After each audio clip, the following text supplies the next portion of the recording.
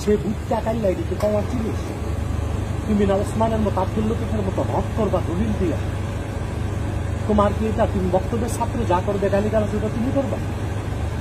চতুর্দিক থেকে ফোন আসতেছে হুজুর যেন এটা দেখে, হুজুর কেন দেখে না, ভুল কাজ করছে।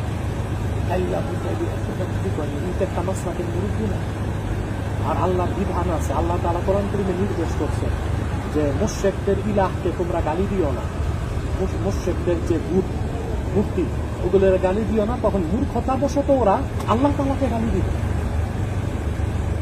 বুঝো না? একমাত্র অবলম্বন করতে হবে তোমার এটা অনুচিত। তোমার যদি কিছু বলতেই হয় সেটা দালিলি ও জ্ঞান ভিত্তিক হইতে হবে। কারণ এই যে মাসলাক যার যা দিন ইসলাম সবার আমাদের এই স্লোগানটা বাস্তবায়নের সমস্যা। হুজুর তো এরকম বুটটা হাইলা করে না। দ্বিতীয় কথা হচ্ছে তুমি তো স্পর্শকাতর বিষয় আমার অনুভূতি নিয়ে নেবা, জিজ্ঞেস তো করবে একটা, বুঝো না? আর দলিল ভিত্তিক কথা কইতে তার জিজ্ঞাসা হয়।